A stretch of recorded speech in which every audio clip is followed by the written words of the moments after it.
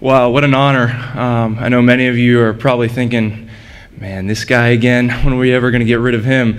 But it's such an honor. I want to congratulate Jihad on his winning the award as well.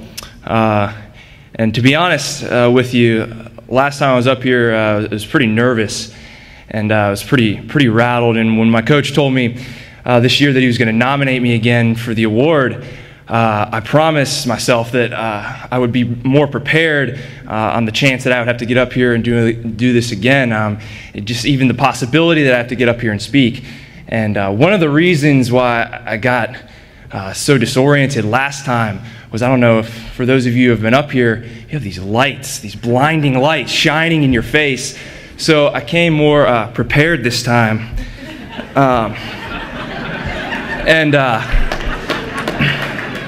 That's a little bit better. Just kidding. But in all honesty, although winning a leadership award, I feel somewhat inadequate in talking at all about leadership. A good friend of mine often gives an illustration of a guy he knew that he was a great guy, and everybody really just loved this guy, and he was a really respectable person, really cared about other people, and some people wanted to recognize him, and the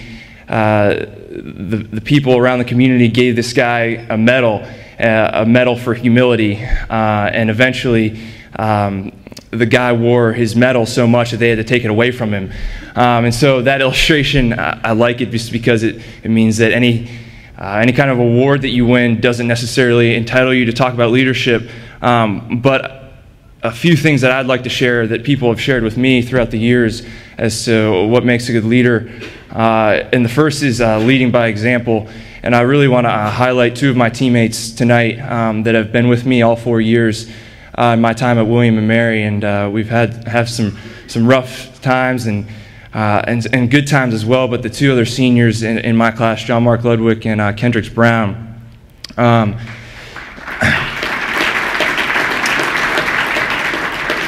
those two guys, I don't know if the last 4 years would have been the same without those guys, and I think those guys have acted as a support system to me in trying to lead the team and change the culture of our program, and really just have drawn on them for support in the last 4 years, and I hope that you guys understand this award is as much yours as it is mine. Secondly, I truly believe that you're only as good of a leader as those people who are willing to follow you.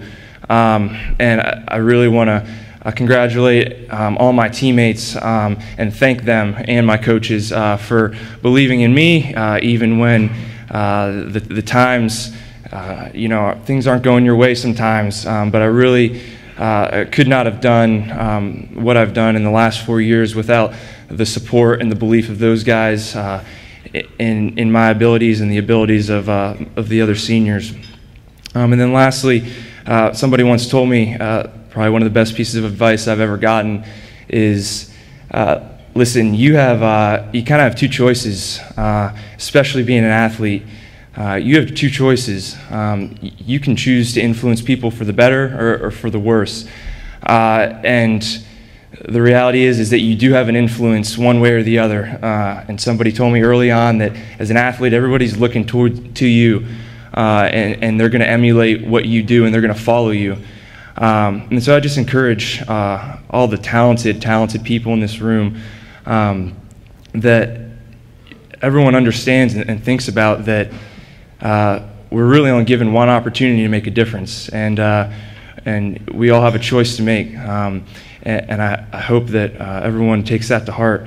In closing, I just want to thank my parents for coming, and my fiance. Yes, I do have a fiance. I would thank the commissioner of the league, Mr. Yeager, and all those who voted for me in this award. I wish the best of luck to all the teams this weekend. Thanks again.